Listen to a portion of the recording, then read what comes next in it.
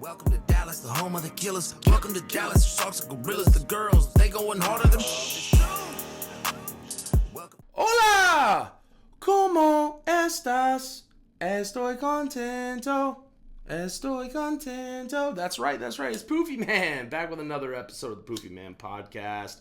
Ooh, I know y'all love those intros. That's why I keep coming with the creativity in them when I do them. But anyways, right to the point here.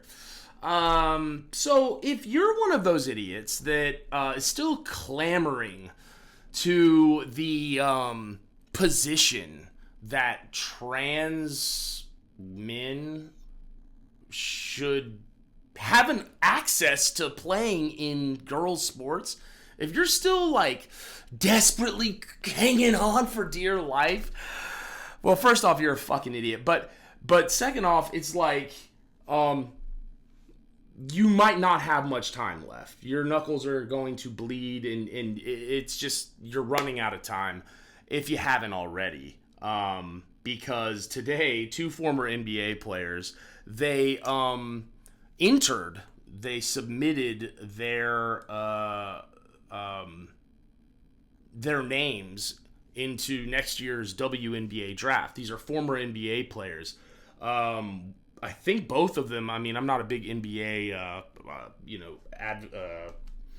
watcher. I don't watch a lot of basketball. You know, I like all sports, but it's just not the one I watch and remember names unless your name's Michael Jordan, or Allen Iverson. You know, that's my dog. But the point being, these are two I'm perhaps even former All-Stars, if not All-Stars, big league players, big name, major league, major impact guys on their teams at some point in their careers that have recently or in some relatively recent past have retired.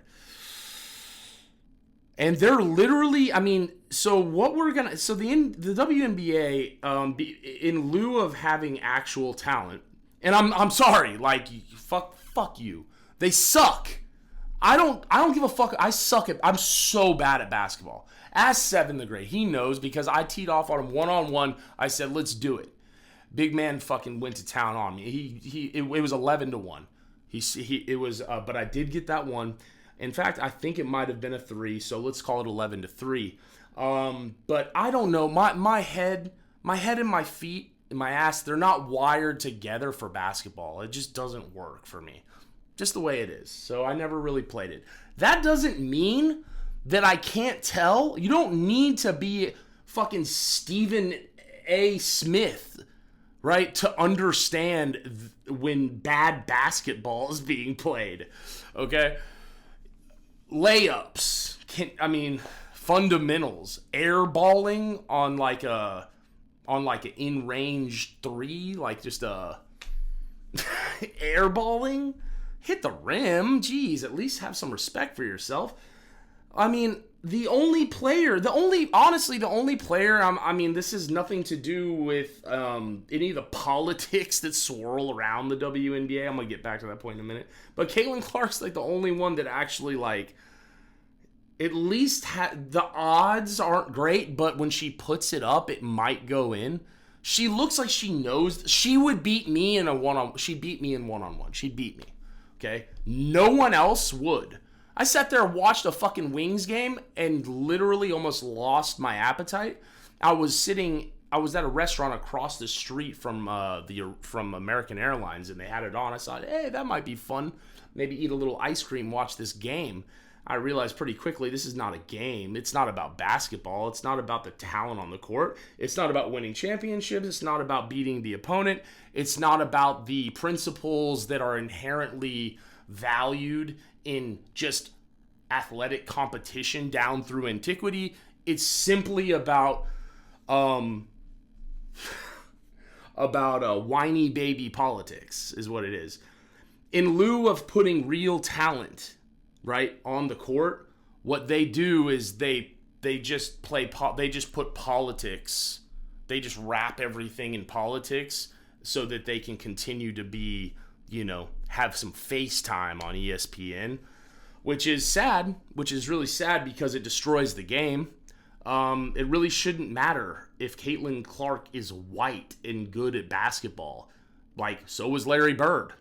You know, they played basket. Larry Bird didn't. I mean, that was obviously it was an unavoidable, observable fact, and that doesn't mean that Magic Johnson did not respect Larry Bird. Larry Bird had to earn it, and he did through basketball. You would never hear Larry Bird get in front of a fucking a post-game interview, give a post-game interview going, fielding questions about like the political implications of a missed free throw or like a flagrant foul. Like sometimes in basketball, you might get a thumb in the eye. Like if you're playing hard, if you're playing sports hard enough, you're always going to get hit in the face or get hurt. I mean, if you're doing it right, it doesn't matter you're playing fucking tennis or you're playing baseball or whatever. So anyways, the point being, the WNBA is just ensconced itself, painted itself with this like liberal leaning political sort of tunnel visioned, philosophy. Everybody's expected to toe this line.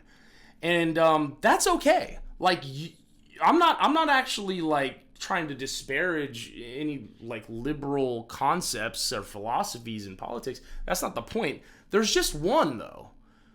Like, women will not be able to ever dominate in a physical sport. Like, genetically, it's just you don't have a predisposition physically. The upper body strength is never going to allow you to like really compete at a high enough level to call it, competition against men of proportional levels, skill levels, right? Or league levels. So it's like, an NBA player who's a male, obviously, will never, ever, not ever lose a game of horse to any WNBA player. And it's not because WNBA players, women, are weak or lesser or anything. They're perfectly, relatively great when they're playing each other. That's the only way. That's the only way that they can actually relish their moment that they've been working their whole life for, is to play against proportionately talented players of their own gender strength and capabilities, capacity. So this is not a debate. It's a no-brainer, right? It's just a no-brainer. If you want to talk about gender and how people identify, well, that's totally subjective, and that's a whole conversation I'm okay to have. I mean, I think people conflate the two things.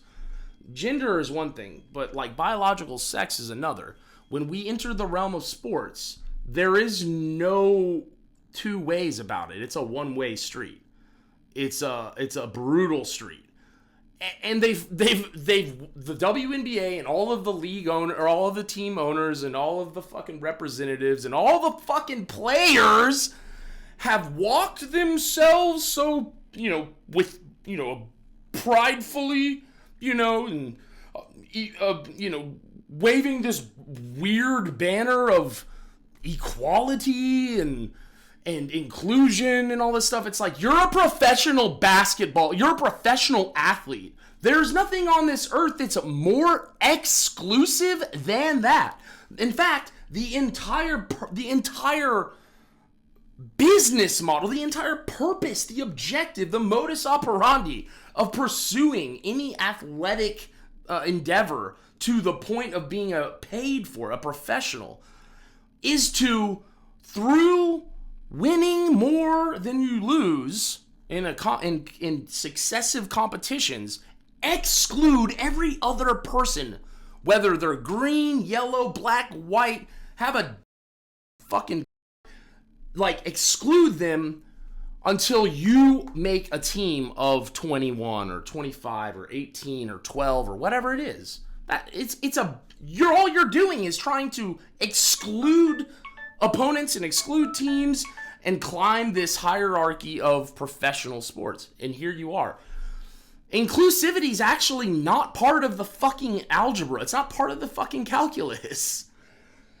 So these two former NBA players, they entered their names for the WNBA draft. And now the WNBA league reps said in response that they were going to have a meeting to discuss what they need, how the league will,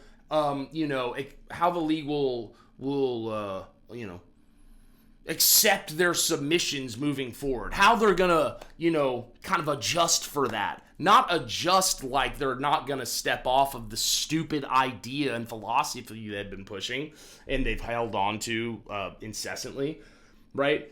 But instead, they're going to actually have a conversation about what are their draft statuses? How are we going to, qualify them? And what round are they going to go in? They're having a real conversation about it. Anyways, I thought it was ridiculous. Tell me what you think. Drop a comment. Make sure to subscribe. I'm out of here. Till next time. Dallas, the home of the killers. Welcome to Dallas. Sharks and gorillas. The girls, they going harder than